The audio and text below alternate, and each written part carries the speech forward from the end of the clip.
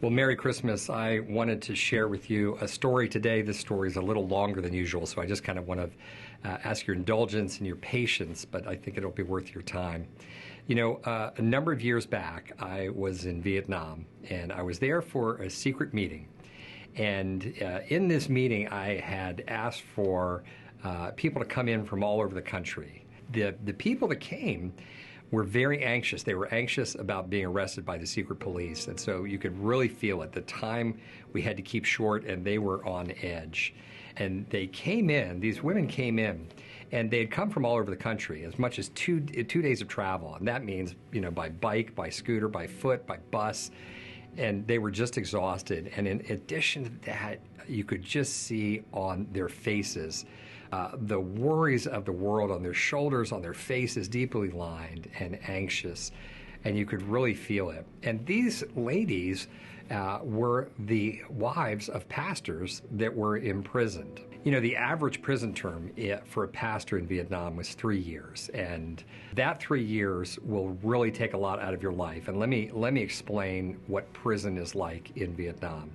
So their husbands were experiencing this. They were crammed into very tight cells, 30 to 50 people in one cell, stifling hot.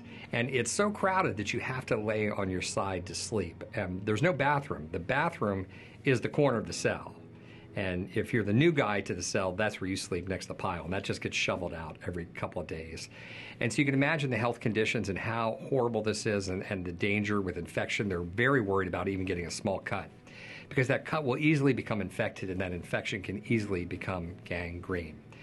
So after a stint like that of 2 to 3 years, a pastor comes out and he is broken. I mean, good and broken. He's broken physically, he's broken mentally, and it was always described to me, they come out kind of like deranged homeless people. It'll take them 2 to 3 years to get back to a level of normalcy. It kind of has scarred you for life, but that's what it takes you to get back to. Now, the women I had invited, the pastors, the families I wanted to help, were all suffering, were all facing prison terms of 10 years plus. So think about what I just shared. That's how they come out after 2 to 3 years.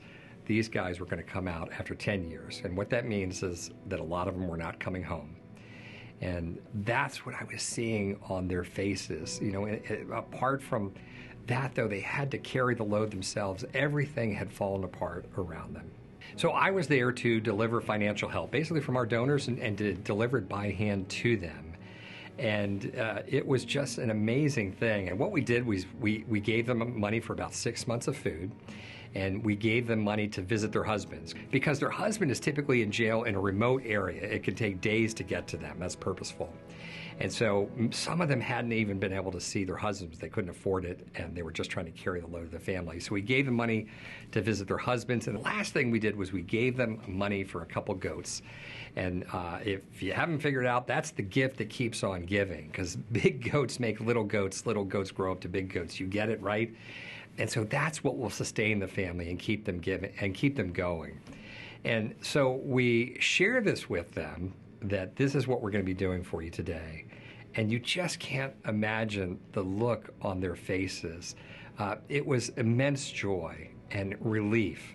And it was more than that, though, because it was something to do with somebody knew their pain, and somebody was carrying their pain with them. Somebody else knew the immense load they were carrying and cared about them. And it was as if God himself had come down and touched their heart. So that whole package that I just shared, that couple things we gave, that whole amount was about $200.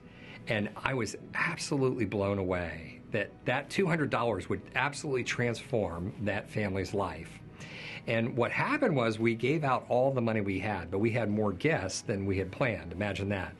And so then what happened was, this was kind of my Schindler's List moment, if you know the movie. And all of a sudden, I was so struck, and I was like, I pulled money out of my own pocket.